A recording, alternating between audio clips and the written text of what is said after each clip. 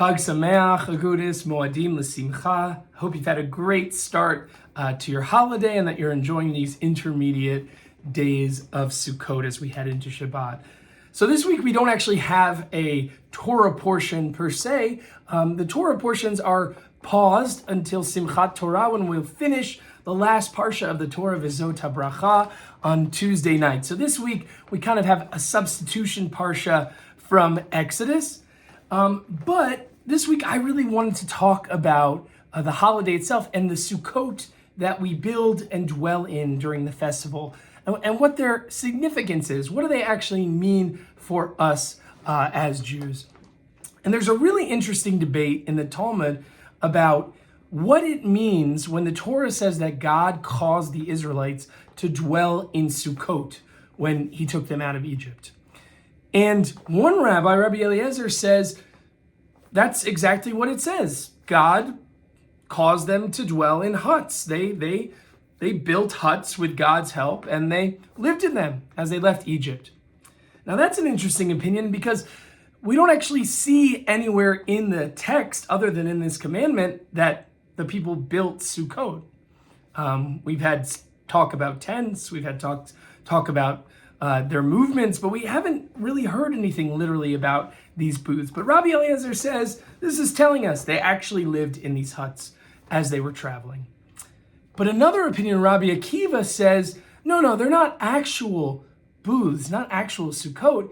It was actually the clouds of glory that surrounded the people, God's presence, physical presence that protected the people. That when it says that God caused the people to dwell in booths, it's actually a metaphor for God's presence, God's protection that felt like a shelter, like a sukkah.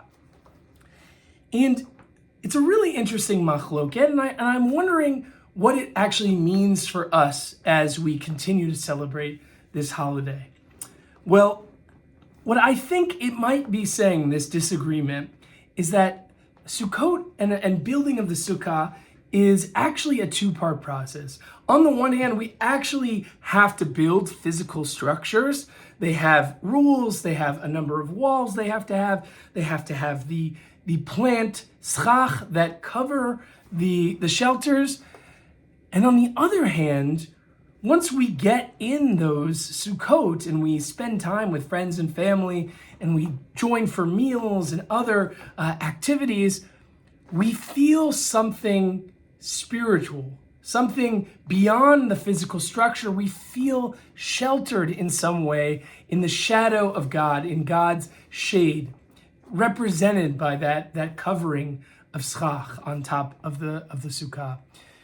And I think it tells us that for Sukkot, we actually need both the physical and the spiritual. Sukkot is in some ways one of the most physical holidays. We build these huts, we go outside, we brave the elements, we experience nature, and at the same time, it's all a physical project that speaks to something beyond the physical, something beyond just a regular hut, but actually the embrace and the protection and the feeling of the presence of God. And so I wish for us on this Sukkot that as we go outside, as we brave those elements and feel all the joys of the physical building and taking down and bringing the food in and out of doors, that we also sense what the sukkah is pointing us towards, which is this feeling of God's presence in our lives, this feeling of protection in spite of our vulnerability, and this feeling that God is truly with us in our joys, in our sorrows.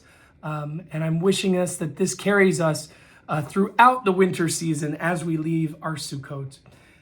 Shabbat Shalom and Chag Sameach.